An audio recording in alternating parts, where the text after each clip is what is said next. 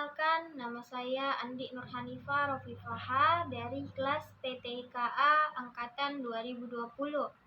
Pada video kali ini, saya akan menjelaskan mengenai Wired and Wireless Local Area Network, di mana video ini untuk memenuhi mata kuliah komunikasi data yang diberikan oleh Ibu Ayu Triwardani SPD MPD. Nah baik, langsung saja kita masuk ke materi mengenai Wired and Wireless Local Area Network. Wired adalah pendistribusian informasi melalui kawat. Nah, wired ini menggunakan kabel sebagai media penghubung.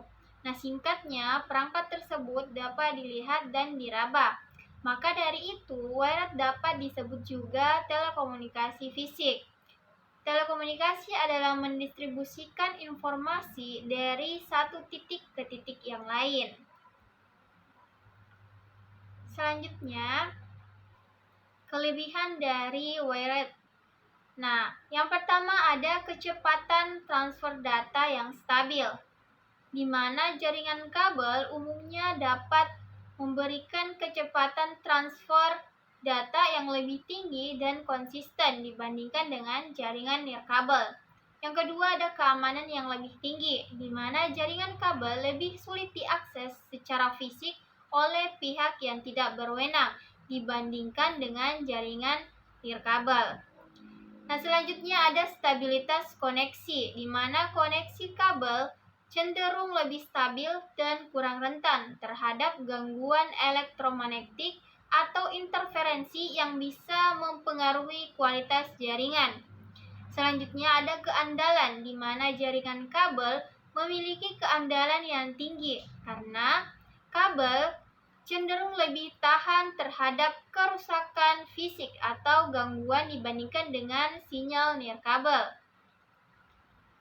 Selanjutnya, kekurangan dari wired. Yang pertama adalah keterbatasan mobilitas, di mana karena menggunakan kabel sebagai media penghubung, maka perangkat dalam jaringan kabel memiliki keterbatasan dalam hal mobilitas. Selanjutnya ada biaya instalasi, di mana instalasi jaringan kabel memerlukan biaya tambahan untuk memasang kabel dan mengatur infrastruktur jaringan yang sesuai. Selanjutnya yang terakhir ada pemeliharaan dan fleksibilitas, di mana jaringan kabel cenderung memerlukan pemeliharaan fisik yang lebih intensif, seperti pemasangan, pengecekan, dan perawatan kabel. Selanjutnya ada cara kerja dari wired, di mana yang pertama yaitu penyusunan topologi.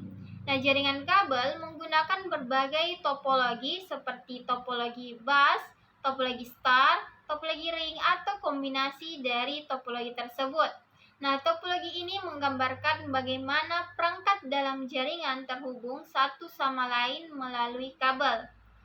Yang kedua ada instalasi kabel, di mana kabel yang sesuai dipasang untuk menghubungkan perangkat dalam jaringan.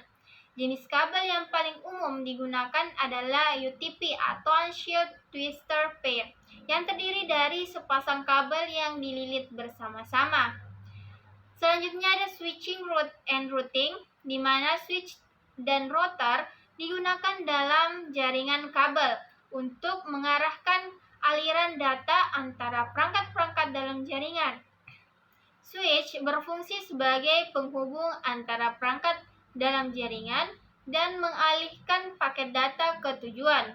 Nah, sedangkan router digunakan untuk menghubungkan jaringan yang berbeda dan mengarahkan aliran data berdasarkan alamat IP. Selanjutnya ada cara kerja wired juga, yang dimana protokol dan pengalamatan, di mana dalam jaringan kabel, protokol dan pengalamatan digunakan untuk mengatur komunikasi dan pengenalan perangkat dalam jaringan. Nah, protokol seperti TCP atau IP digunakan sebagai standar komunikasi dalam jaringan. Nah, selanjutnya ada transfer data, di mana ketika perangkat dalam jaringan mengirim data, paket data dikirim melalui kabel fisik dari sumber ke tujuan. Nah, data dikemas menjadi paket dengan informasi pengirim, penerima, dan isi data. Nah, selanjutnya yang terakhir penerimaan dan deskripsi. Di tujuan, paket data diterima oleh perangkat yang dituju dan dideskripsi untuk mendapatkan kembali isi data asli. Nah, kemudian perangkat tujuan kemudian mengirim respon atau mengarahkan paket data berikutnya sesuai dengan kebutuhan jaringan. Selanjutnya, yaitu keamanan jaringan kabel atau wired network. Yang pertama ada proteksi akses tidak sah, di mana penggunaan kata sandi yang kuat dan kebijakan keamanan yang ketat untuk mencegah akses yang tidak sah ke perangkat atau jaringan. Yang kedua, keamanan fisik, yaitu memastikan perlindungan fisik terhadap perangkat jaringan seperti mengunci ruangan server, mengontrol akses fisik ke perangkat, dan melindungi kabel dari manipulasi atau pencurian. Selanjutnya, yang ketiga ada firewall, yang dimana menggunakan firewall sebagai lapisan pertahanan pertama dalam jaringan kabel. Nah, firewall ini digunakan untuk mengontrol lalu lintas jaringan berdasarkan keamanan yang telah ditentukan. Selanjutnya ada enkripsi data, di mana mengimplementasikan enkripsi data dalam jaringan kabel untuk melindungi kerahasiaan dan integrasi data yang dikirimkan melalui jaringan.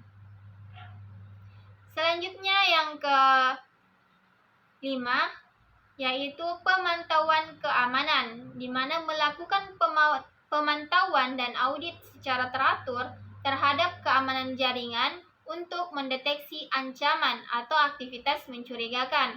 Yang terakhir yaitu pembaruan keamanan, di mana memastikan semua perangkat jaringan, sistem operasi, perangkat lunak, dan perangkat keras terbaru memiliki pembaruan keamanan yang terpasang untuk mengatasi kerentanan dan celah keamanan yang diketahui. Selanjutnya ada wireless LAN atau Local Area Network, di mana wireless artinya nirkabel atau tanpa kabel. Kebalikan dari wired, pendistribusian informasi melalui gelombang radio sebagai media transmisinya yang diset untuk bekerja di bidang frekuensi tertentu sesuai standar, di mana wireless network merupakan layanan jaringan antar gedung untuk menghubungkan antar jaringan LAN dan PC yang lokasinya berjauhan dengan menggunakan teknologi broadband radio link dengan kecepatan 2-150 Mbps. Selanjutnya, adapun kekurangan dari wireless local area network, yang dimana pada sistem wireless LAN memiliki sistem keamanan yang terbatas. Maka dari itu, untuk lebih mengamankan jaringan di belakang wireless LAN diperlukan pengamanan tambahan. Dan yang kedua, jaringan wireless LAN menyediakan data rate 54 Mbps dan 11 Mbps. Namun kenyataannya transmisi ini dipengaruhi oleh keadaan lingkungan sehingga tingkat kecepatannya kurang maksimal. Selanjutnya yaitu sistem WLAN atau Wireless Local Area Network ini, topologi ruangan, daerah, dan cuaca sangat berpengaruh terhadap kualitas sinyal karena pada sistem ini digunakan medium radio sehingga mengalami delay dari WLAN. Terakhir, harga-harga komponen WLAN saat ini masih cukup tinggi dan membutuhkan biaya yang sangat besar serta perencanaan yang tepat dan efisien dalam implementasinya. Selanjutnya ada keuntungan dari wireless LAN. Yang pertama yaitu mobilitas. di mana perangkat dapat bergerak secara bebas dalam jangkauan jaringan nirkabel tanpa terbatas oleh kabel fisik. Yang kedua, fleksibilitas, di mana perangkat dapat dengan mudah terhubung ke jaringan tanpa memerlukan instalasi kabel tambahan.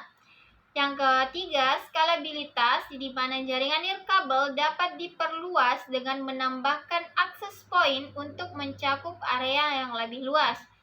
Yang keempat, konfigurasi mudah, di mana kita dapat mengatur jaringan nirkabel biasanya lebih sederhana dibandingkan dengan jaringan kabel. Dan yang terakhir ada akses berbagi, di mana perangkat dalam jaringan nirkabel dapat berbagi sumber daya seperti printer, file, atau koneksi internet. Selanjutnya yaitu cara kerja wireless LAN, di mana jaringan wireless LAN akan saling bertukar informasi menggunakan electromagnetic airwave atau sering disebut radio atau infrared, dan tidak tergantung pada sambungan secara fisik. Wireless LAN menggunakan standar protokol Open System Interconnection atau biasa disingkat OSI yang memiliki 7 lapisan, di mana lapisan pertama sebagai lapisan fisik yang mengatur segala hal yang berhubungan dengan media transmisi. Nah, selanjutnya bentuk media transmisi yang digunakan oleh WLAN ya terbagi menjadi dua. Yang pertama ada infrared. Infrared banyak digunakan pada komunikasi jarak dekat, seperti AR pada remote control atau untuk televisi, dan pada handphone untuk mentransfer data. Yang kedua ada radio frekuensi. Nah, radio frekuensi ini lebih populer untuk koneksi jarak jauh dibandingkan infrared, karena bandwidth-nya lebih tinggi dan cakupannya lebih luas.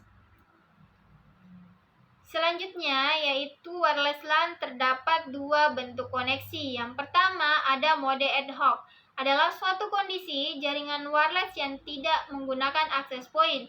Artinya antar klien langsung terkoneksi satu dengan yang lain. Istilah peer-to-peer dapat lebih mempermudah mengenali koneksi ad hoc karena prinsip kerjanya sama.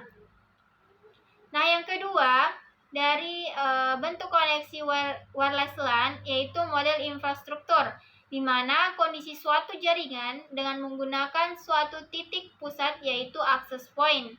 Semua klien terhubung ke jaringan harus terkoneksi ke access point terlebih dahulu.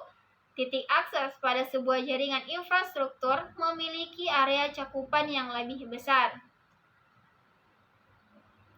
Nah, kesimpulan dari materi yang saya bawakan, di mana wired LAN menggunakan kabel fisik sebagai media penghubung antara perangkat-perangkat dalam jaringan, memberikan kecepatan transfer data yang stabil, keamanan yang lebih baik, stabilitas koneksi yang baik, dan kontrol penuh atas jaringan. Namun, wired LAN memiliki keterbatasan dalam mobilitas dan biaya instalasi yang lebih tinggi. Nah, wireless LAN menggunakan teknologi nirkabel untuk menghubungkan perangkat-perangkat dalam jaringan, memberikan mobilitas, fleksibilitas, dan akses berbagi yang mudah. Namun, wireless LAN memiliki kecepatan transfer data yang mungkin bervariasi, rentan terhadap interferensi, dan memerlukan pengaturan keamanan yang baik. Baik, mungkin itu saja yang bisa saya sampaikan. Terima kasih atas perhatiannya. Thanks for watching. Assalamualaikum warahmatullahi wabarakatuh.